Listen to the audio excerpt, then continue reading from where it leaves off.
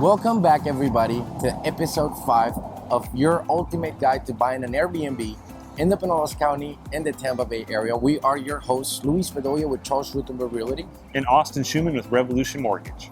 Today, we're going to be going over growth strategies, tips and tricks, and little secrets that we've learned throughout our careers as Airbnb investors and real estate agent, mortgage lender himself. Today we're going to focus on growth strategies, marketing, and tips and tricks, secrets of the trade. I can't wait to share them with you. Come on with us on this journey. Guys, let's go ahead and take a look at these properties. If you have any questions, make sure you leave them in the comments below. Like and subscribe and keep up with this guide. We have about 6 episodes that are going to be coming out in this guide and you won't want to miss on them. Let's go ahead and take a look.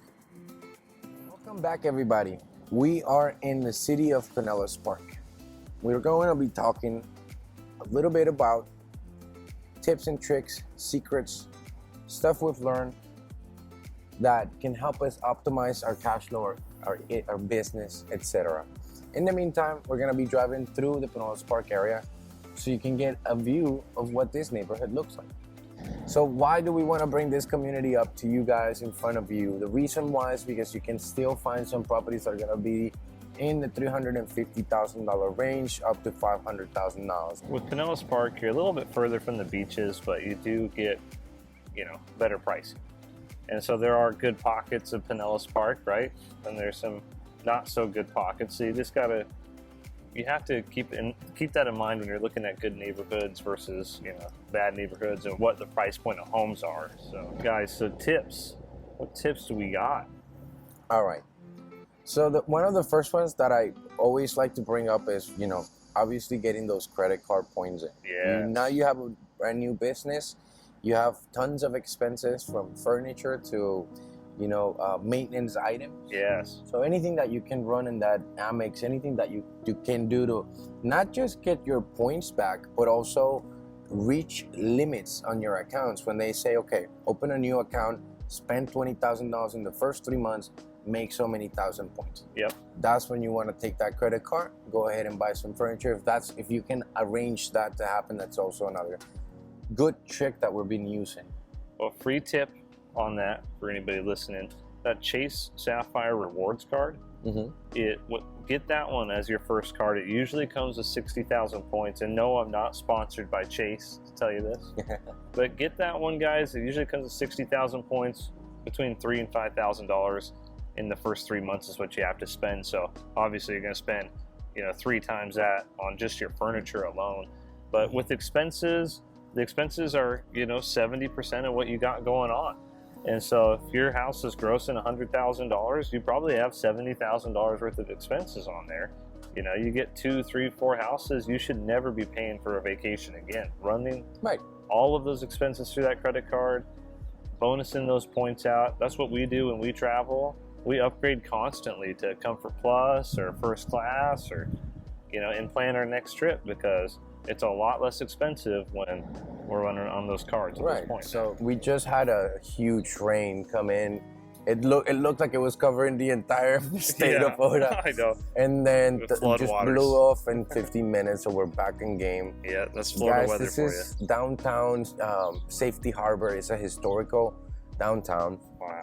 This was founded around the 1920s, and Austin and I were just chatting about, that's important architecturally speaking. If you're buying any sort of real estate in a city like this, absolutely check out your pipes. Make sure you have either updated piping, that you have enough money to update your pipes, because it's going to be a very, very old system. Utterly important to do that in places like this. Also, St. Petersburg downtown, most of those houses are 1920s, but check this out, guys. You got a flea market going on here. Beautiful. Look at this. Now, can you do Airbnbs here? No, you cannot. You're not allowed to Airbnb in Safety Harbor, and I don't believe there's any unincorporated areas in this community, in this city. So it just comes down to, do you have an Airbnb on unincorporated Clearwater? You definitely should let your guests know about this place. This could be 5 to 10 minutes away from where they're staying right now. That ties into some of the strategies on how to optimize the experience, guys. You want to grow your business. You really have to make sure you're going above and beyond on providing a concise feel and experience. And that also means giving people recommendations. And also putting that stuff in your Airbnb listing, talking about that you are close to Safety Harbor and that they should go look at it. And if you want to take it one step further, put yourself together a little guide for your guests on a QR code magnet for your fridge that tells them about these areas, maybe some videos that you have, just taking it one step further for your guests, because if they have a great experience, they're most likely going to leave a great review. Tying into that whole how do we optimize and grow our business, Austin, remember when we were talking about capturing our clients' emails, capturing our guests' emails, building up a database from our units, and then remarketing with mailing campaigns, email campaigns, and getting them to direct book on your own direct book website. That's one way to make a little bit more money and turn your home into a vacation spot that the same families might want to come back to. If they had that great experience and they can connect on those levels, even when I bring my son back to our Airbnbs, he just loves that. Oh, which house are we staying at, Dad? Which house are we staying at? You know, so when I tell him it's the Shore Drive house, he loves that pool. He loves his own bedroom at that house. He loves the park that's next door to that one. That's incredible. When I tell him that we're going to stay at the Pinellas Park House, he's so excited about that massive pool. He's so excited to take walks with me in the evenings. And we're very close to his favorite restaurant, which is Roomba, right down the road. And so, you know, these different Airbnbs are going to leave these different connections with you and your families, and also with families that stay at your place, and they're going to remember those things. And so if you can bring that back and bring your guests back into that, and they have an awesome experience every time, it's just word of mouth from there, and they're going to help book that direct booking website. So having a property manager to set something up like that for you, so it's just second nature. Like the card goes out, a thank you card saying thank you for staying, you know, getting all that info out there. What I normally do is I require my property managers to receive their driver's license before somebody books my stay. And that's a two-part reason. One, because I want to make sure it's the person that's actually staying in the house. And two, it's so that we can mail them that thank you card for staying at our house. Amazing. And just creating that next level experience. Maybe send them a postcard during Christmas, and that's really gonna turn your bookings into something special. I've had clients ask me, Luis, do you think we should pay for paid ads on Facebook? Now, here's my take on these things. Anything that you do for your property is incredibly well, but Airbnb and VRBO have already established a really good presence in the world. And what you really need to focus on is having an incredibly good listing and making it unique, as unique as you can, like a house. Speaking like of this. unique, look at this place. Holy moly. I've never been in there. Look at this elephant. You're totally right. Creating that unique experience, and it goes back to what a mentor told me a long time ago. If you had to build a business off of just your last customer that you had, how would you do that? And it's the same with your guests. If you only had that one guest stay at your house, how can you continue to build that business? Good Thinking question. of nothing else past that. And it really comes down to referrals. And yes, you can get referrals for your Airbnbs. Families that have stayed in your Airbnbs are going to tell people about their experience. They have photos of your Airbnb. Encourage them to post stuff on TikTok, Instagram, Facebook. They're going to help you market those things for you. And that's really going to resonate with you. And you're going to create your own little community of guests and families that want to stay in your properties. It's so true, Austin. So there you go.